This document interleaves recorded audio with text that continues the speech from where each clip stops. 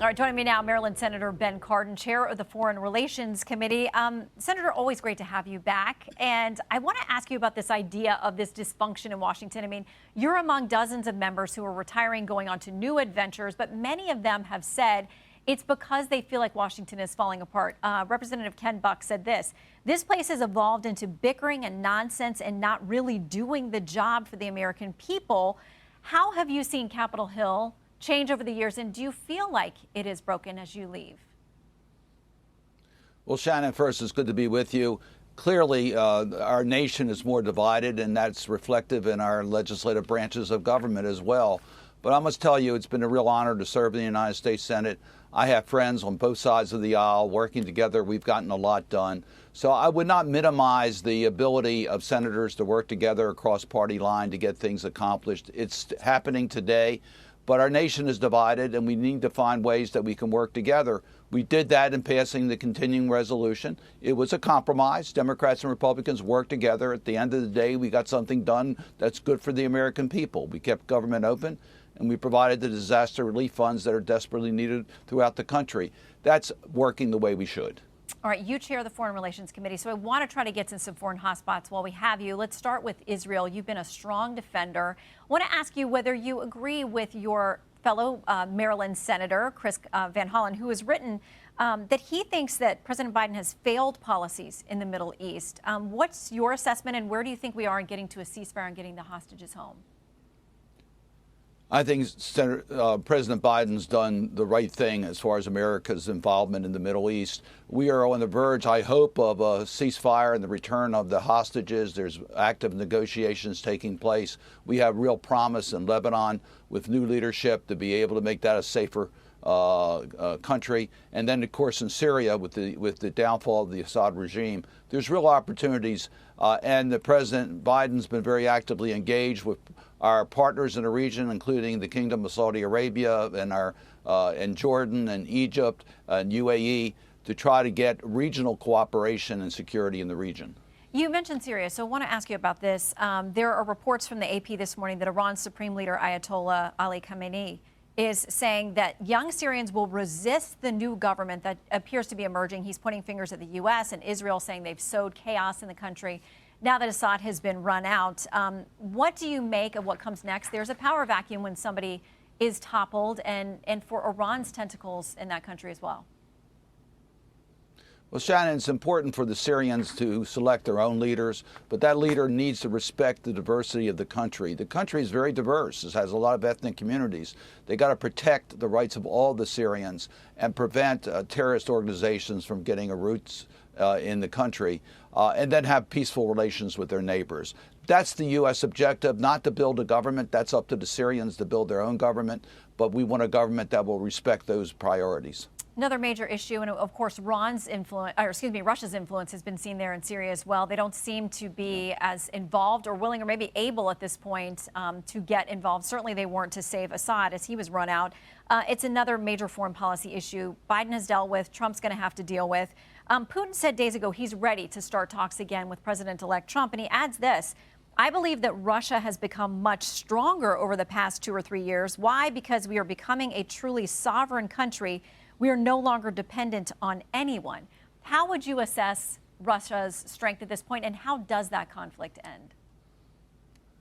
First, I would recommend we do not believe what Mr. Putin says is accurate. He has shown over and over again his commitments mean little. Look to Assad regime. He was not there for Assad.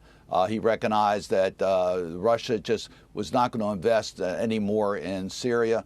Russia's, under Mr. Putin's, not a reliable partner, and I hope that message is understood around the world. So as the Trump administration takes the power here in the United States, I hope they're very cautious in their relationship with Mr. Putin.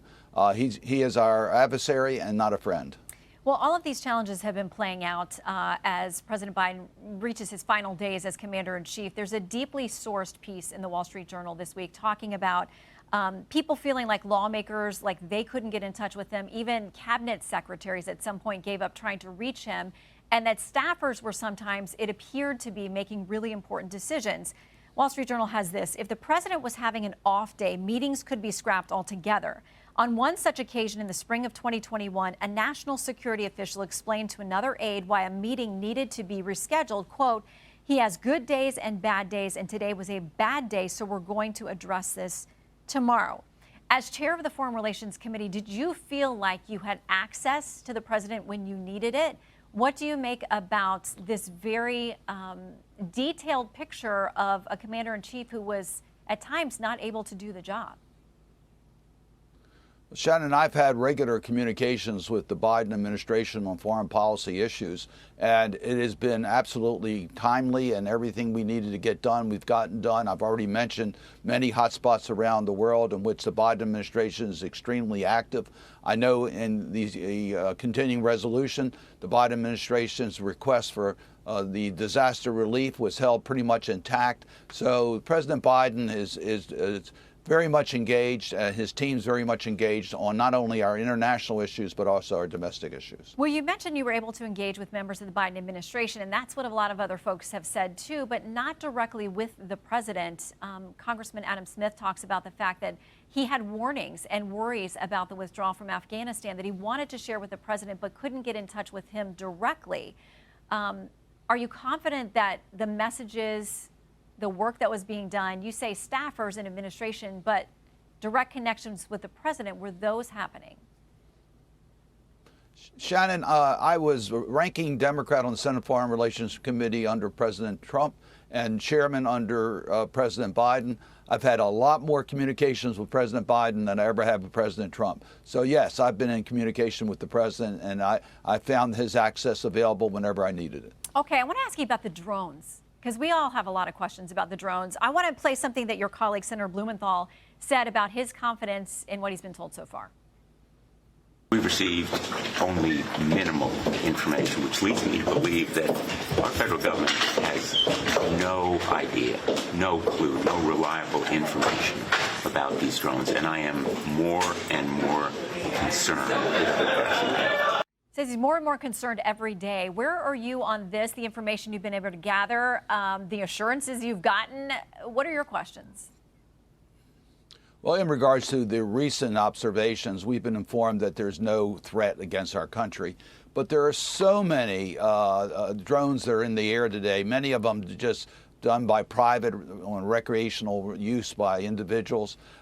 There's aircraft that are identified as drones that are not drones, that are causing real safety issues in regards to laser beams. So there is a desperate need for us to get a handle on drones and the regulation of drones and where they can fly. And of course, it's already a criminal offense to use laser.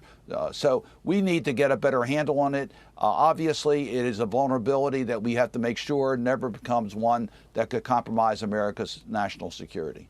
Senator, congratulations on your decades of service to this country and for all of the visits you've made to Fox News Sunday. We so appreciate it. And wish you all the best in your next chapter, and a happy Hanukkah as well, sir. Well, Shannon, it's always good to be on your show. I really appreciate it very much, and have a Merry Christmas and a happy holiday season. I'm Steve Ducey. I'm Brian Kilmeade. And I'm Ainsley Earhart. And click here to subscribe to the Fox News YouTube page to catch our hottest interviews and most compelling analysis.